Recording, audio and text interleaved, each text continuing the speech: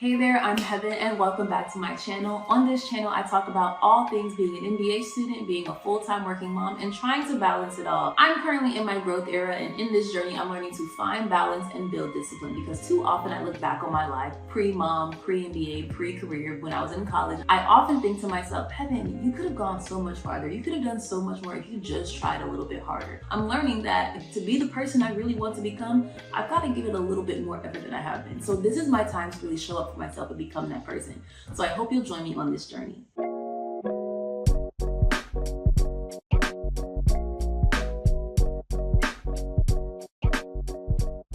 In today's video, I want to talk about 10 things that I wish I knew before enrolling in UF's online MBA program. I'm currently enrolled in UF's online 2-year MBA program. It started at the beginning of August with an in-person orientation. I have a blog about that experience. If you haven't watched it already, go ahead and check it out. I'm also going to put a link to it in the description. Without further ado, I'm just going to jump right into it. Number 1, time management skills. Wise women once told me that prior proper planning prevents piss poor performance, and they were absolutely right. When it comes to balancing working full-time, being someone's parent, and being an online student, and then also trying to be a content creator somewhere in between that, and then navigating relationships and friendships and your child's relationships, it gets to be a little hectic and a little crazy. One thing that I swear by, if it's not in my calendar, it's not real. If it's not in my calendar, it's not happening. And if it's not in my calendar, it's just a thought, an idea, a recommendation, or a suggestion. It is not legitimate. Everything that I'm doing in my life has to go in my calendar, with the exception of perhaps going to work, because I have a work calendar, I also have a personal calendar, and I have a school calendar. And each of those calendars need to talk to one another. I actually have a TikTok video about this. On top of using a calendar, in my case, my program is entirely online. You don't have to go to any live lectures. You don't have to go to office hours. You don't necessarily have to speak to the cohort or your group that much if you don't want to, but it is going to require a certain level of discipline to ensure that you remain on track with the material in the curriculum. So that's where time management is critical. One thing that I do, I block out 3 hours every day to study every night. Now, I prefer to study in the morning, like waking up early, like 2 to 3 hours earlier before work to study so I can just start my day earlier. But that requires going to bed on time and eating dinner and ensuring that my daughter is in bed and has completed her bedtime routine every day. Time management is critical. Number 2, I wish I understood what the course load and the time expectations were before I began the program. I will grant that over orientation weekend, the expectations became much more clear to me than they originally were. For some reason, I had it in my mind that I could do about 10 to 12 hours of work a week and be solid. It became clear to me that I would need to do 15 to 20 hours a week. So the first classes we're enrolled in for this current term, which is a 10-week term, is financial and managerial accounting and the economics of business decisions. So these are so far out of my areas of expertise that I'm having to do a little bit more to understand and to catch up. Understanding how much time it's actually going to take to do the classes. I should note that you do have access to understand and learn what courses you'll be taking in each term, and maybe you could do a little bit of Googling and searching to find like a past syllabus for the classes, but you don't really understand like what the material is going to be or what the professor is like until you're in the class and taking it. I'm still really early in the program, so we've only turned in one group project for one class and a couple of assignments for one class and then like a fewer assignments for another. So I'm not super deep into it to give insight as to how group collaborations over long periods of time are going. I do have another group project that's going to be due in a few weeks. So I'll check back a little bit later into my program and touch base on that again.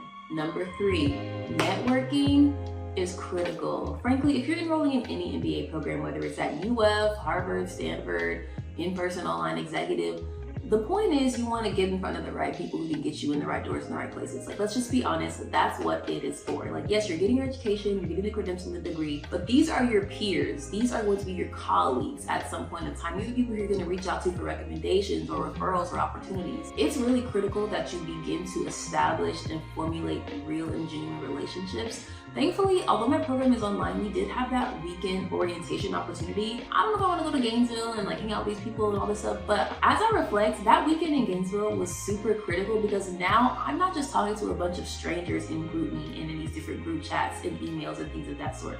I know who the people are, or at least I know who a few of them are. I recognize them. We spent some time together. We've had conversations. It would be a lot harder to try to have these conversations and to develop a rapport exclusively through online connections. So networking and getting to know your cohort is critical. Number 4, Group work is an integral part of this program. You will have group projects or group tasks or things you'll have to do as a group. So if you don't work well in groups, or if you're the person who the group is always having to reach out to, or the group is leaving behind because you're not following up or you're not reliable and you're not accountable, you're gonna really struggle in this program, and I suspect other ones as well. In my short time of being in this program, I'm already able to identify different members of my groups who are struggling, are less reliable, and just don't have the time to really do this. But I'm also seeing folks who are moving things around despite their many obligations and responsibilities to figure this out, because this is a commitment that we've made to ourselves and we're relying on one another. So if group work isn't your jam, this program might not be your jam, or any program for that matter. Number 5, you've got to be comfortable with technology if you're going to do this program.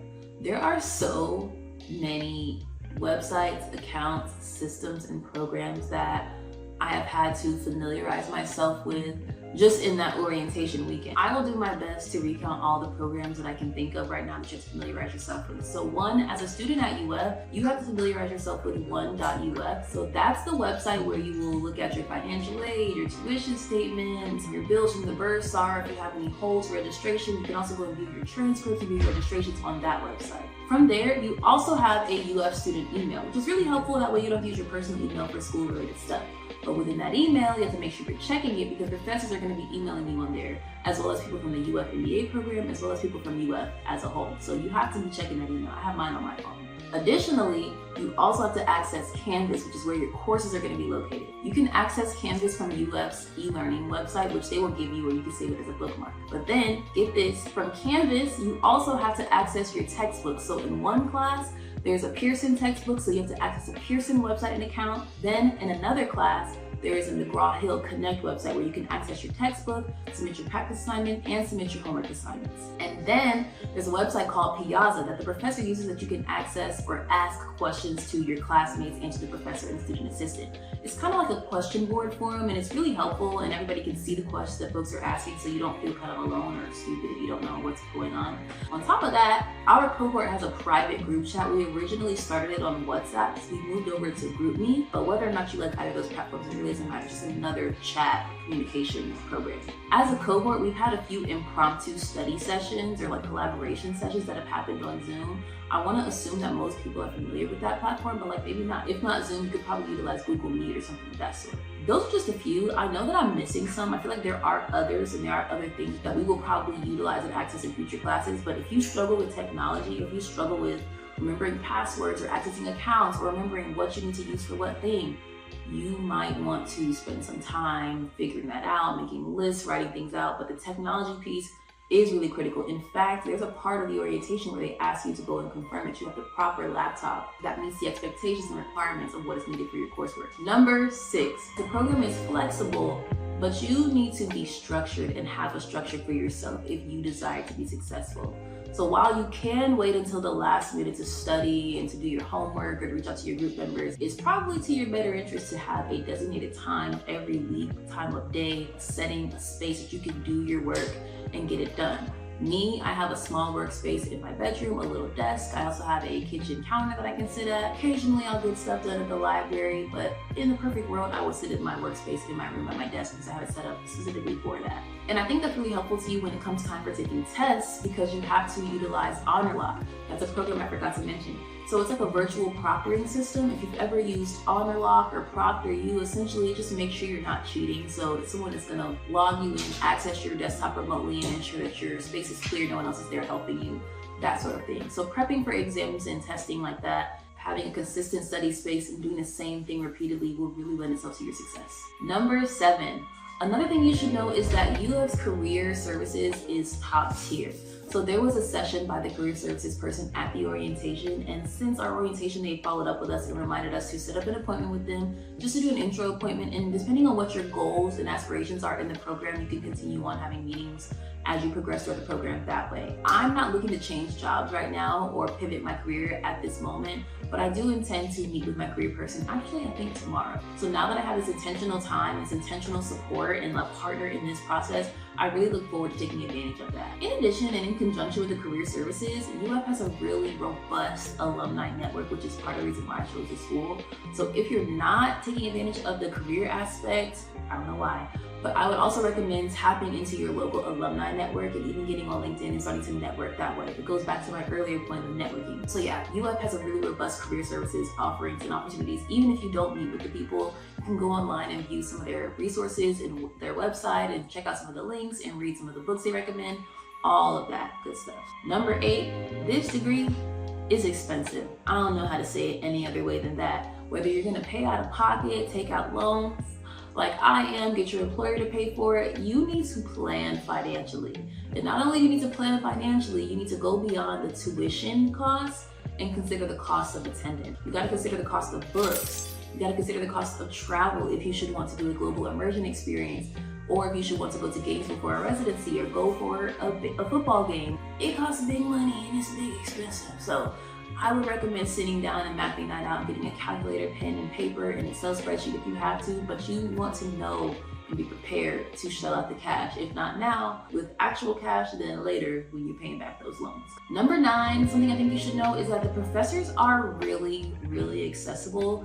And for the most part, I believe they really want you to succeed. Despite some of the course material being really challenging, I do feel like they are there for me if I am to seek them out. Again, it is your responsibility to do that if you wish to do so. There are ample opportunities for office hours. If they're not already scheduled, you can reach out to them and schedule them. Over time, it will begin to feel like you know them a little bit more because you will have watched several hours of them speaking and lecturing to you. But I'll remind you that you're not actually in front of the professor in a classroom setting. So be mindful that they probably don't know you that well, so it's best to develop some kind of email communication or office hours rapport so they can get familiar with you as a student. Last but not least, number 10, the thing I think you should know is that this program is going to stretch you. Again, I've only been in it for 4 weeks, but I'm already noticing changes in myself as far as how I prioritize my time, how I get organized for things, how I'm already beginning to think about some of the concepts I'm learning and how I can see the applications of them in real life. You're going to experience a transformation. And that's actually something they said to us at orientation. And it's kind of ironic that just came to me right now, but it's a 2-year program. I've got a long way to go, although I know this time is gonna fly like that. But if this is something that you want to do, if you set your mind to it and you make a plan and you stick with it, I do believe you can do it. Also, I think it's critical, like I said before, that you build and maintain relationships with your cohort members, and you're vulnerable and you're open and honest about what you're doing well with and what you're struggling with, because 9 times out of 10, somebody else is definitely struggling along with you. Maybe they're not willing to say it. So that's it for this video. If you like this, let me know by hitting the subscribe button and liking, and leaving a comment down below. Let me know what was the most helpful piece of information that I shared. If you have any questions or want to know more about anything that I mentioned in this video, leave me a comment down below and I'll be happy to respond or perhaps make another video about it. In the meantime, check out my other content and I'll see you next time. Bye.